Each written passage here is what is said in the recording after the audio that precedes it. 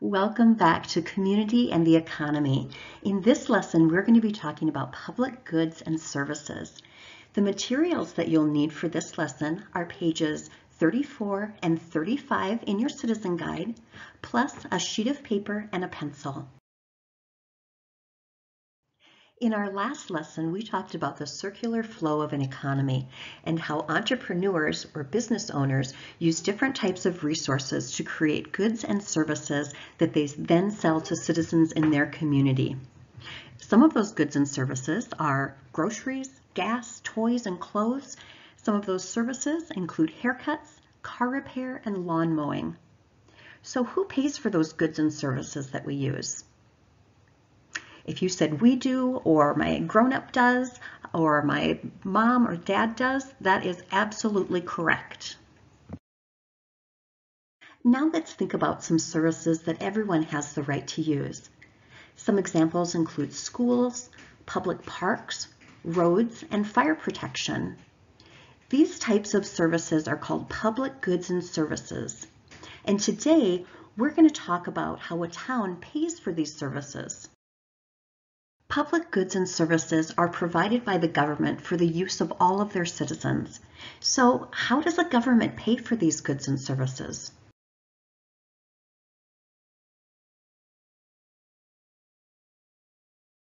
Well, that is exactly what we're going to be talking about in our first activity, paying for public goods and services.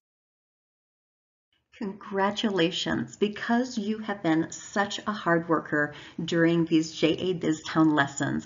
I am going to pay you $50 as a payday. Each of those dollar signs represents $1 in BizTown money.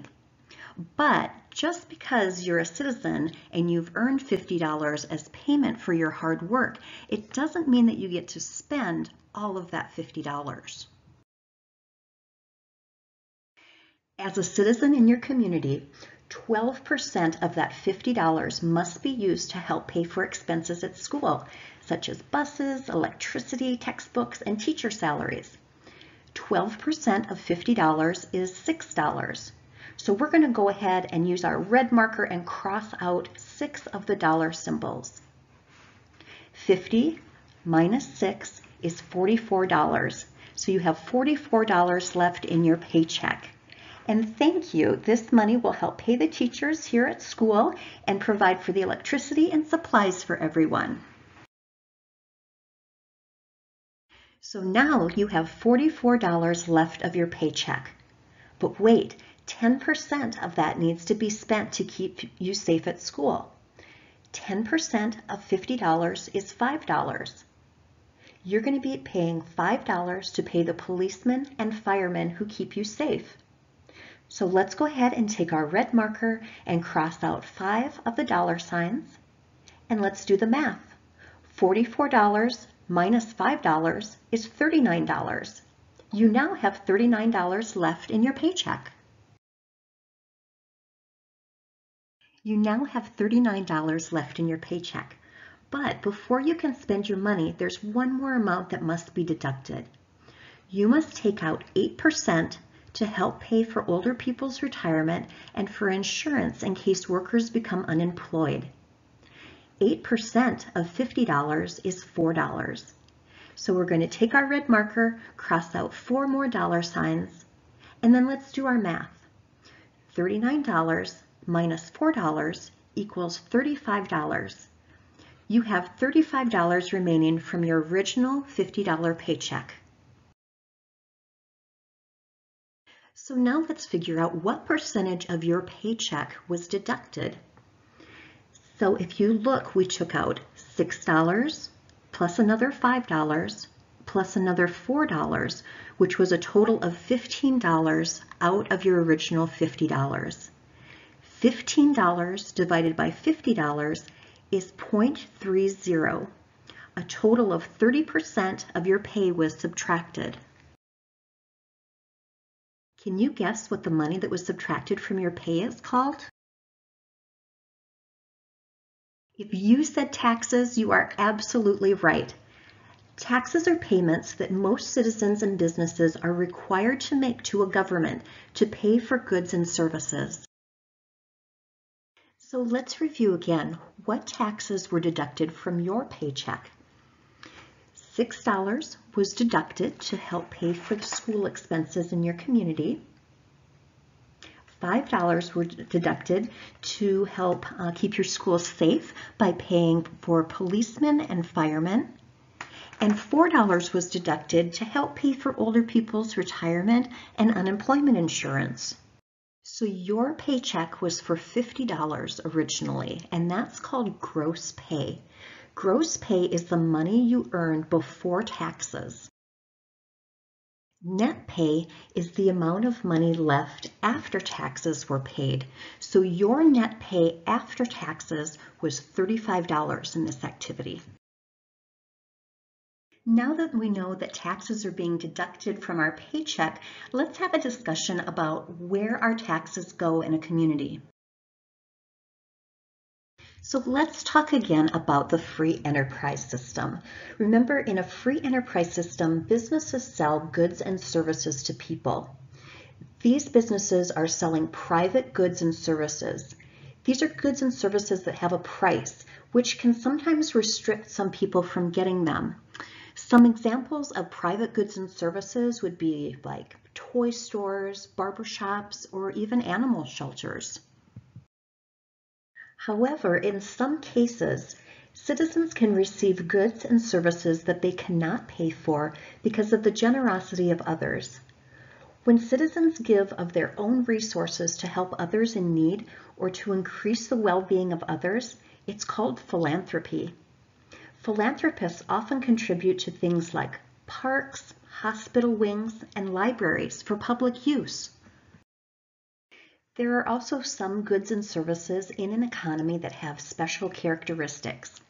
They're shared by everyone, often at the very same time. No one is prevented from using those goods and services. And these goods and services must be paid for by everyone's taxes. Goods and services that everyone can use and everyone helps pay for are called public goods and services. Public goods and services are paid for by taxes, and every citizen has the opportunity to use public schools. They can access public parks, use public roads, and they have access to fire protection and police.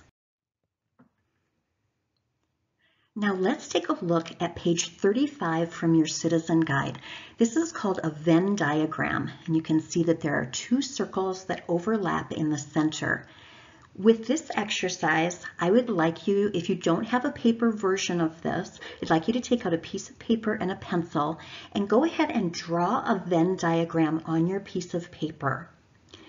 And when you're done doing that, I'd like you to list as many public goods and services as you can think of where you can see my green X on the screen. Then go ahead and write as many private goods and services in the circle where it shows the red X. And then the blue X shows where these both overlap because there are some goods and services in a community that are both private and public. And some of those can include schools, and these are also goods and services that can be provided by philanthropy or through nonprofits. So go ahead and pause this video and list as many of these goods and services as you can think of.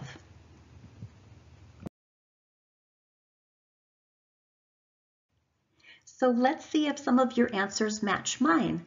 Under public goods and services, I wrote libraries, fire departments, police stations, roads. I listed the different branches of the military, and I also wrote in government offices. Now you might have some different answers than these, but those are just some examples of public goods and services that would be paid for through tax dollars. Then if we go over to the right where it says private goods and services, I wrote banks, malls, stores, restaurants, toy stores, phone services, internet, television, radio, movies, farms. Again, you might have a completely different list or some of yours might match up. And then in our Venn diagram where our two circles combined, because these could be both public goods and services or private goods and services, I wrote schools, water, medical services, airwaves like TV and radio broadcasts, and animal shelters. So again, all public goods and services are paid for through the government using tax dollars. And a conclusion that you can look at in this Venn diagram would be that most items on the public side are services, and most of the items on the private side are goods. So you're probably asking yourself, well, who decides where the tax money is going to be spent in a community? Well, in a democracy, citizens elect leaders of government, and one of the jobs of elected leaders is to decide how much is spent on public goods and services. So one of the most important things that you can do as a citizen in your community is express your opinion through voting so that our elected leaders in a democracy know where you feel that these tax dollars should be spent. Government receives money to pay for the resources that we talked about today through taxes. And taxes are required payments to government to pay for public goods and services. It is a responsibility that you have as a citizen in your community to pay taxes. Fantastic job, everybody. We have made it to our thumbs up and thumbs down review. Just a reminder, if I say a statement and you think it is correct, give me a thumbs up. If you think it's incorrect, give me a thumbs down. Here we go. Thumbs up or thumbs down. Libraries, fire departments, and roads are all examples of public goods and services.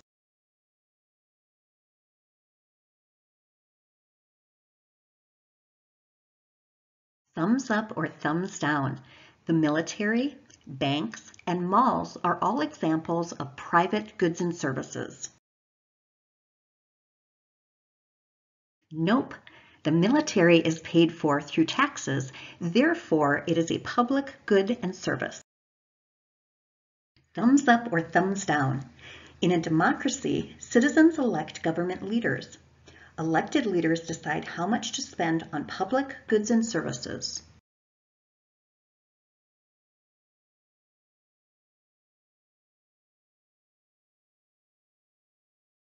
Congratulations, you have officially completed the Community and Economy Unit of JA BizTown. You learned what it means to be a citizen in your community.